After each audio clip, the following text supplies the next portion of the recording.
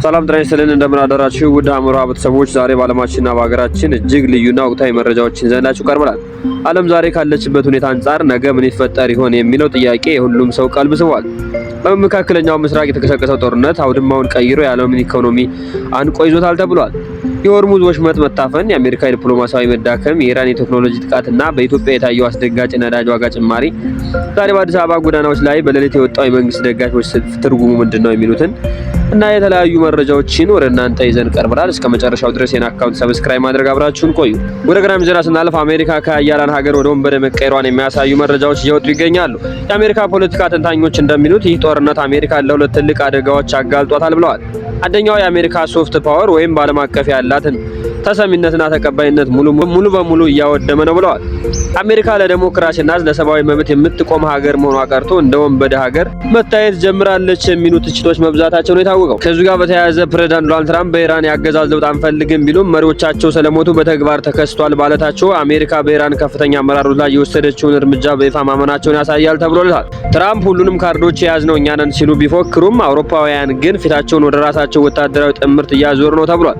አውሮፓውያን የአየር ክልላቸውን ለአሜሪካ ጦር ጀቶች መዝጋታቸውና ታሪካዊ የአትላንቲክ ጥምረት ኔቶ እየፈረሰ መሆኑ ትልቅ ማሳያ ነው ተብሎለታል። ትራምፕ ከኔቶ እንወጣለን ማለታቸው ደግሞ አውሮፓን ወደ ቻይናና ህንድ የንግድ መስመር እንድትደግፍና ወደዛ እንዲያመሩ አድርጓቸዋል ተብሏል። ጦርነቱ በባሩድና በቦምብ ብቻ የተወሰነ አይደለም። ኢራን አዲስ ስልት ቀይሳለች። ትላንት ረቡዕ በባህራን የሚገኘውን የአማዞን የዳመና መረጃ ማከማቻ መሰረተ ልማት በኢራን ድሮኖች ተመቷል።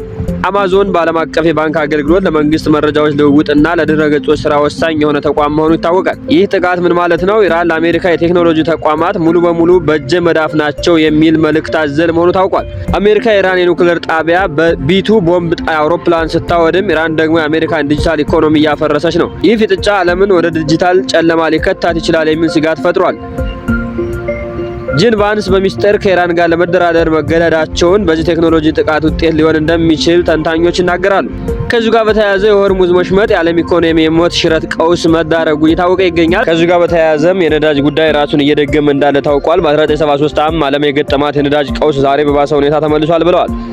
በወቅቱ የአረብ ሀገራት በእስራኤል ደጋፊዎች ላይ የጣሉት የነዳጅ እገዳ ዋጋን በ4 እጥፍ ሰቅሎት ነበር።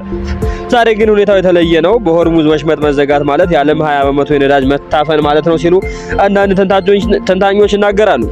የዓለም አቀፍ ኢነርጂ ኤጀንሲ ዳይሬክተር ዓለም በታሪክ ያልታየ ኢነርጂ አቅርቦት ችግር ገጥሟታል ሲሉ አስጠንቅቀዋል። የነዳጅ ዝውውር ባለሙያዎች ደግሞ ወሽመጡ ነገ ቢከፈት እንኳን የዋጋ ንረቱ እስከ 1 ዓመት ይቀጥላል ብለዋል።